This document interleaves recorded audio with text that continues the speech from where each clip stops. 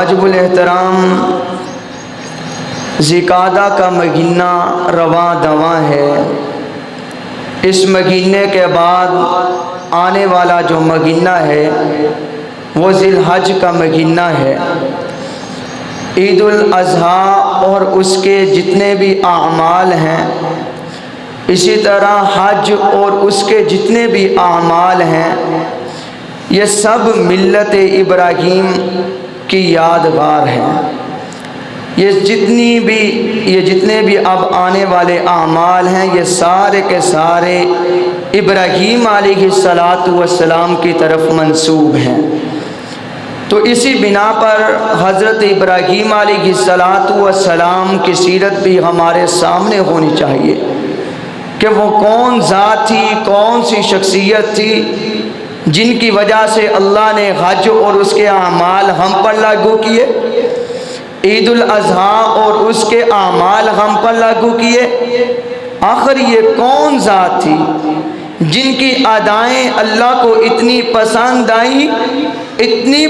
آئیں کہ اللہ نے قیامت تک آنے والے ہر انسان کو کہہ دیا کہ جیسے میرے ابراہیم نے کیا ہے اب تم نے بھی قیامت تک ویسے ہی کرنا ہے۔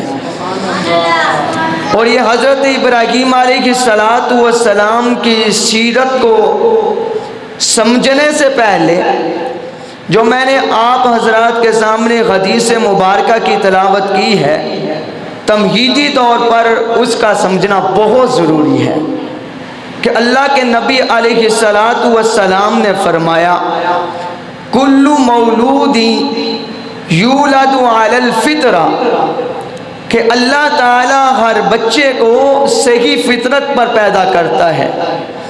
ہر انسان کو اللہ تعالیٰ صحیح فطرت پر، اسلام کی فطرت پر اللہ پیدا کرتا ہے۔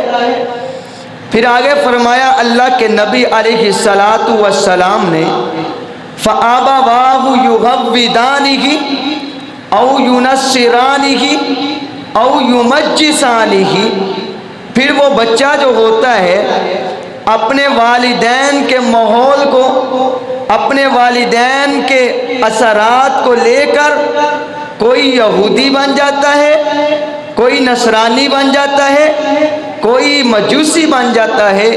یہ میرے پیارے نبی علیہ السلام کا ارشاد نبوی ہے۔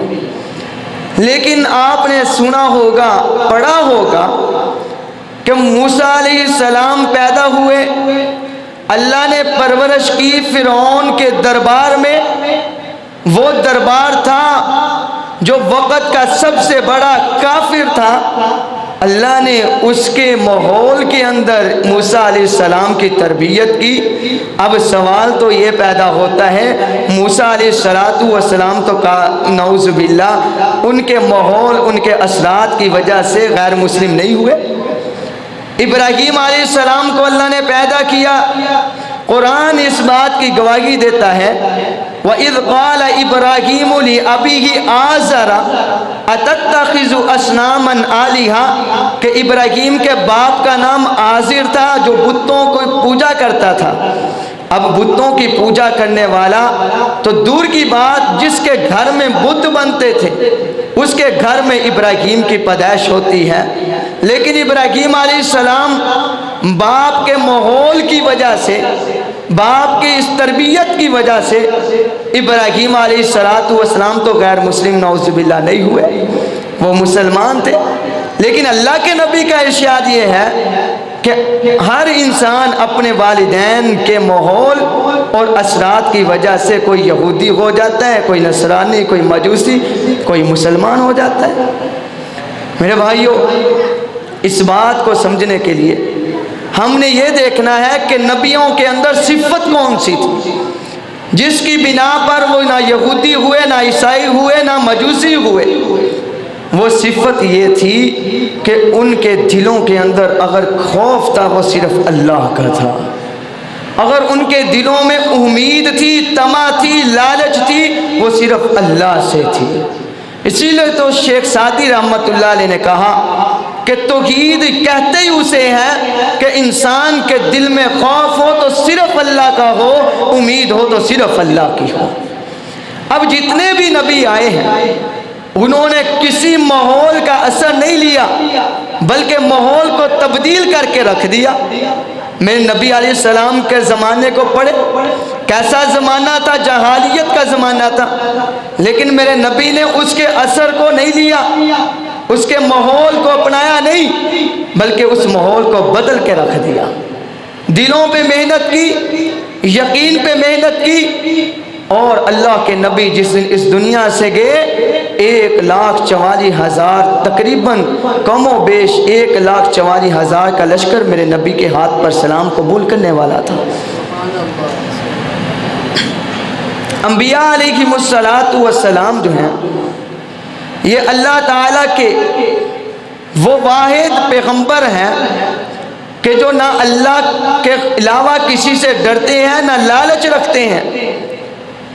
آپ نے رسول اللہ صلی اللہ علیہ وسلم کا وہ واقعہ سنا ہوگا کہ آپ صلی اللہ علیہ وسلم پر جب مکہ کے اوباش، مکہ کے کافر، مکہ کے مشرکین ہر طرح کا دکھ تکلیف صحبتیں دے کر تھک گئے، اب حضور علیہ الصلوۃ والسلام کے لیے ایک میٹنگ بیٹھتی ہے اور آپس میں یہ طے ہوتا ہے کہ ہم حضور کے چچا کے پاس جائیں، جا کر اس سے یہ بات طے کرتے ہیں کہ آپ اپنے بھتیجے سے پوچھو کیا وہ ہمارا سردار بننا چاہتا ہے، ہم اسے اپنا سردار بنانے کے لیے بھی تیار ہیں۔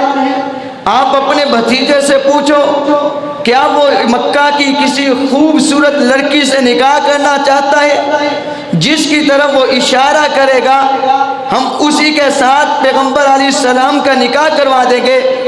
آپ اپنے بھتیجے سے پوچھو کیا مکہ کی دھرتی کے اندر سب سے زیادہ وہ دولت مند ہونا چاہتا ہے، ہم اس شخص کو دولت مند بنا دیں گے، لیکن ایک کام ہے وہ یہ پیغمبر نہ کرے۔ اس چچا نے کہا کہ وہ کام کون سا ہے؟ انہوں نے کہا کہ یہ ہمارے بتوں کو گالی نہ دے، یہ ہمارے بتوں کو برا بھلا نہ کہے، ہم اس کو جس طرح کی یہ خواہش کرے گا، اقتدار چاہے گا اقتدار دیں گے، سرداری چاہے گا سرداری دے دیں گے، دولت چاہے گا دولت دے دیں گے، عیش و عشرت چاہے گا عیش و عشرت دے دیں گے، دنیا کی جس چیز کی تمنا کرے گا ہم دینے کو تیار ہیں۔ وہیں پہ رسول اللہ موجود تھے۔ اللہ کے نبی علیہ الصلوۃ والسلام کو ان کے چچا نے کہا اے محمد آپ کی کیا خواہش ہے؟ مکہ کے کافر میرے پاس آئے ہیں، وہ اس چیز کی تمنا ظاہر کر رکھے ہیں۔ اللہ کے نبی علیہ السلام نے فرمایا اے چچا جان ذرا سن لیجئے، میرے ہاتھ پہ ایک ہاتھ پہ یہ سورج لا کر رکھ دیں، ایک ہاتھ پہ چاند لا کر رکھ دیں، میرے ہر طرف دنیا کی ہر چیز رکھ دیں اور مجھے کہیں کہ میں اپنے اس مشن سے دور ہو جاؤں۔ جان تو جا سکتی ہے لیکن اس مشن سے دور نہیں ہو سکتا۔